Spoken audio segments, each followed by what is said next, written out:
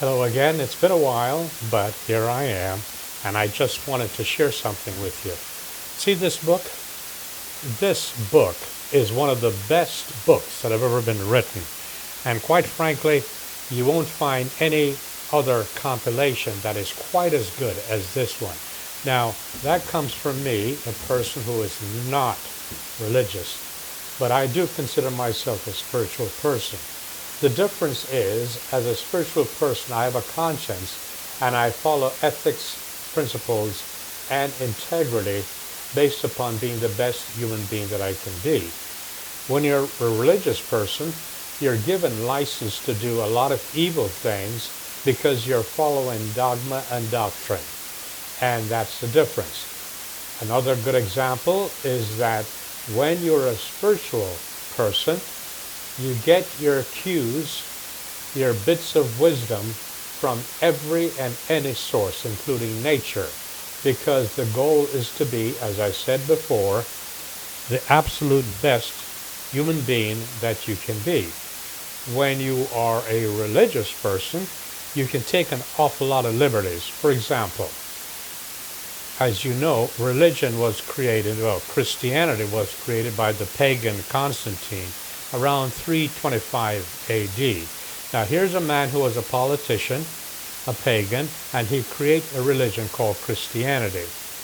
With dogma, you can be anti-gay, you can be pro-slavery, you can really fan the flames of hate by actually supporting spousal abuse. Because, with a religious person, you're told that you must obey your husband. Why? Because it's in the Bible. Having said that, though, if you go through this book, I got to tell you, this book is amazing. What I want to talk to you is about this business about human beings living up to dogma and doctrine when they know for a fact it's almost impossible. As a human being, we make errors. That's what we do.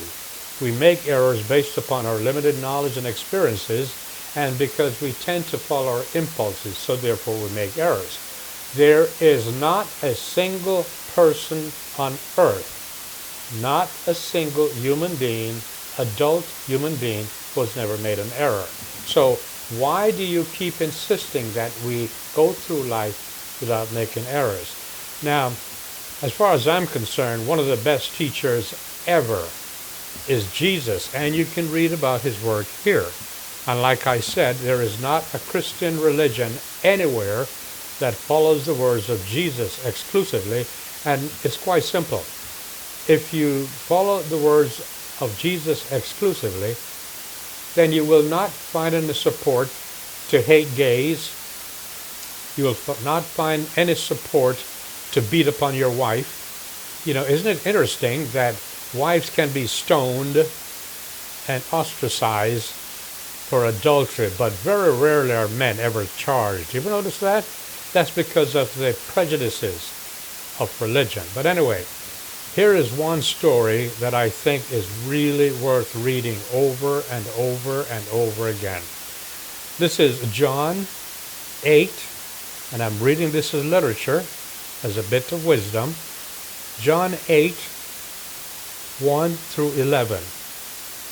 When everyone went home, but Jesus went to the Mount of Olives, early the next morning he went back to the temple. All the people gathered around him, and he sat down and began to teach them. The teachers of the law and the Pharisees brought in a woman who had been caught committing adultery, and they made her stand before them all. "Teacher," they said to Jesus, "this woman was caught in the very act of committing adultery. In our law, Moses commanded such a one must be stoned to death. Now, what do you say?" They said this to trap him, of course, so that they could accuse him. But he bent over and wrote on the ground with his finger. As they stood there asking him questions, he straightened up and said to them, "Whichever one of you has committed no sin may throw the very first stone at her." Then he bent over again and wrote on the ground. When they heard this, they all left, one by one, the older ones first. Jesus was left alone with the woman standing there. He straightened up and said to her, "Where are they? Is there no one left to condemn you?"